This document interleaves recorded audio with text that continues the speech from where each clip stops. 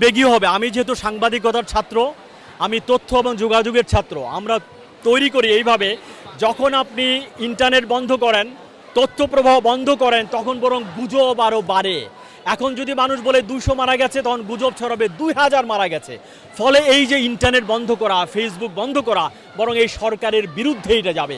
কাজে সরকারের যদি সৎসাহস থাকে, ফেসবুক খুলে দিক, ইন্টারনেট খুলে দিক, বিশ্ববিদ্যালয় খুলে দিয়ে সেইটাকে মোকাবেলা করুক। কিন্তু আমি মনে করি এই 2024 সালে গণঅভ্যুত্থানের মধ্য দিয়ে এই সরকারের নৈতিক এবং রাজনৈতিক পরাজয় নিশ্চিত হয়ে গেছে।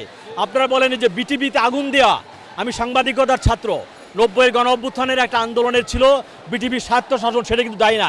কাজে বিটিভি যে সরকারের মিথ্যা প্রচার করে, বিটিভি অনেক আগে লাশ হয়ে গেছে, লাশকে বেশি দিন রাখতে হয় না, এটাকে চিতাই তুলতে হয়, লাশে আগুন দিতে হয়। এবারের আন্দোলনে সেই বিটিভিতে আগুন দিয়ে সেই লাশের একটা সৎকার করা হয়েছে মাত্র। কাজে সরকারকে এটা বুঝতে হবে যে জনগণের টাকায় মিথ্যাচার করলে মানুষ কিভাবে তার জবাব দেয়। এবং দেখবেন বিটিভি কিংবা মেট্রো রেলে একটা মানুষ কিন্তু মারা যায় নাই, তাহলে সরকারের পেটোয়া পুলিশ বাহিনী গুলি করে কোথায়? ছাত্রদের বুকে গুলি করে, আন্দোলন গুলি করে। কাজে মেট্রো রেলে কে আগুন দিয়েছে? সরকারকে খুঁজে বের করতে হবে। বিটিভিতে কে আগুন দিয়েছে? সরকারকে। কেন ওখানে লাশ পড়লো না? তার মানে কি? সরকারের পেটো বাহিনী নিয়ন্ত্রিত জায়গার মধ্যে একটা আয়োজন করে এগুলোকে পুড়িয়ে দেওয়া হয়েছে। এবং সরকারের বিশ্বাসযোগ্যতা শূন্যের কোঠা, সরকারের কথা কেউ আর বিশ্বাস করে না, কারণ সেসব বন্ধ করে মানুষের কণ্ঠ রুদ্ধ করতে চায়। এইটা আইনে আছে, বাংলাদেশের আইনে, পুরো পৃথিবী জুড়ে আছে। 18 বছরের নিচে সে হচ্ছে শিশু। সে যদি কোনো অপরাধও করে, তার ছবি দেখানো যাবে না, তার চেহারা দেখা যাবে না, এবং তাকে ধরাও যাবে না। তার জন্য শিশু উন্নয়ন কেন্দ্র আছে, আমি এটা নিয়ে গবেষণা করেছি। গাজীপুরের কোনাবাড়িতে একটা নারীদের জন্য, একটা ছেলেদের জন্য, একটা যশোরে আছে, তাকে সেখানে রাখতে হবে। কিন্তু আমরা দেখেছি 16 বছরের কিশোরের হাতে হাত করা পরানো হয়েছে। এর চাইতে অন্যায্য, এর চাইতে অবিচার আর হতে পারে না।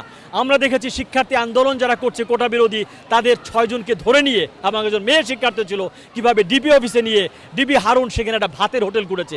সেই ভাত এবং নুডলস আমার আপনার টাকা দিয়ে খাইয়ে মানুষের সঙ্গে সে মস্কারা করে। আমি কি আমার ছবি দেখাতে চাই?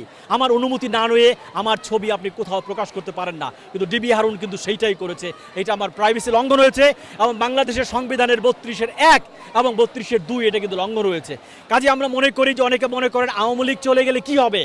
আমরা আওয়ামী লীগকে দেখেছি, আমরা বিএনপিকে দেখেছি, আমরা জামাতকেও দেখেছি, আমরা জাতীয় পার্টিকে দেখেছি।